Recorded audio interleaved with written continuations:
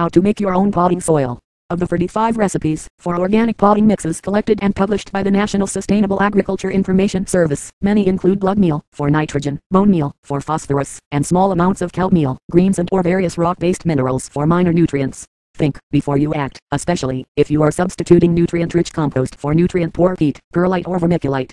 Give real potting soil a chance, wait and see, and let experience be your teacher. Should plants grow slowly or show other signs of nutrient stress, it's easy enough to feed them with a mix with water organic fertilizer. Add organic fertilizer in small amounts until your potting soil is giving you the results you want. Until 30 years ago, most gardeners made their own potting soil by combining their best garden soil with rotted manure from the barn or buckets of leaf mold hauled home from damp stream banks, topped off with a dusting of wood ashes.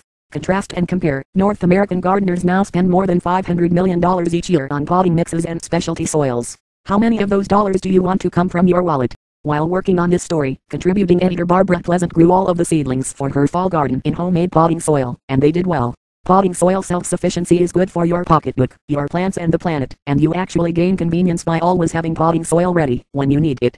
If you have soil and compost, you've got the basic ingredients for making your own potting soil.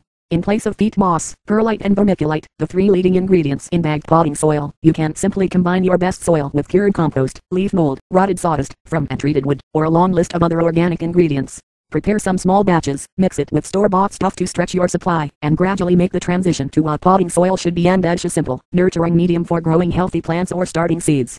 Giving up exotic ingredients.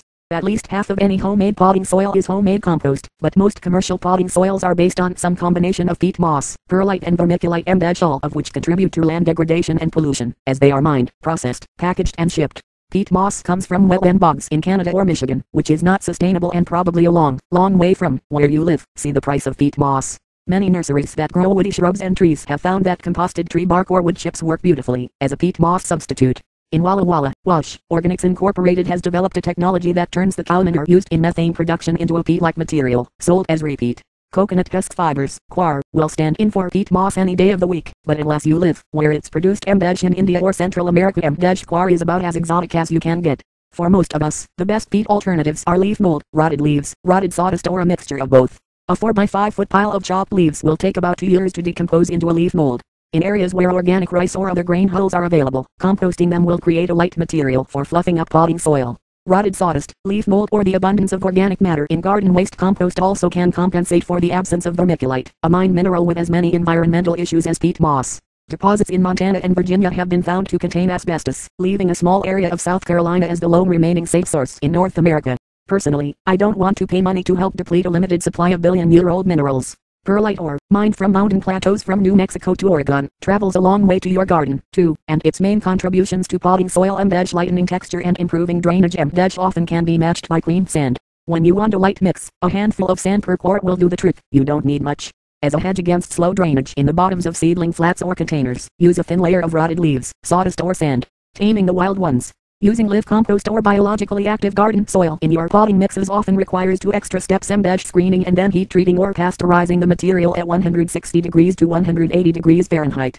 I like to use the compost made from garden waste to make potting soil, so whenever a batch looks good, I screen some and put it in plastic pails, bins or bags, such as those saved from purchased potting soil. My compost screen is a piece of half-inch mesh plastic fencing stapled to 2 pieces of scrap lumber. Many people use a similar version, with the screen attached to a sturdy wood frame. Stored where it can stay lightly moist, screen compost continues to cure and improves with age. When you have excellent quality, cured compost, and you're not working with light-stressed little seedlings, the most disease-prone of all green beans, it's fine to go ahead and mix up a 50-50 mixture of compost and good soil, and try it out. Or use more compost and less soil. My garden waste compost often contains quite a bit of soil already, mostly from the roots of pulled plants, so I often go with 3 parts compost to 1 part soil when potting plants that are ready for a rich, outdoorsy mix that gives them a nice taste of their future. Now for the risks. The bioactive nature of compost makes it an ideal primary food source for your garden's soil food web, but teeming colonies of random fungi and bacteria are the last thing you want in containers. Many of the microbes in compost specialize in breaking down dead plant matter, but if they are deprived of food they often find ways to invade live plant tissues. Good examples are the cotter of fungi that cause seedlings to rot off at the soil surface, called damping off. These fungi are usually present in compost, but when forced to compete with other microorganisms in open soil, they stick to a dead plant diet.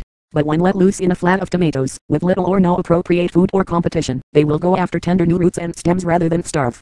Numerous studies have shown that pasteurization, which involves heating compost or soil to 160 degrees for an hour, or 180 degrees for 30 minutes, kills a high percentage of all fungi and bacteria, the good and the bad, while preserving the biological integrity of the material and its ability to suppress other diseases.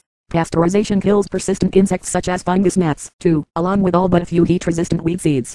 The temperature must not go above 190 degrees, which can result in the formation of compounds that hinder plant growth. In summer, a solar cooker made from a cardboard box, see Solar Cooking for Free, will heat a 3-gallon black plastic pot filled with soil and enclosed in a plastic bag within a few hours. Search for solar cooker and you'll find 3 articles that describe easy-to-build models. The rest of the year, use your oven and a big heat-retaining Pyrex baking dish. Mine came from a thrift store to pasteurize compost or soil. When done correctly, you will smell an earthy fragrance as the process unfolds. Reports of foul odors from oven pasteurization are wildly exaggerated. Here's the basic method. Preheat the oven to 200 degrees. Place 3 to 4 quarts of screened, mature compost, or screen-rich garden soil, in a bucket or pail, and mix in enough water to make it lightly moist. Spread the moistened material in a large metal or glass pan, but don't pack it down, because steam needs to be able to circulate through the crevices. Cover tightly with aluminum foil. Poke a meat or oven thermometer into the center of the cover at a diagonal angle.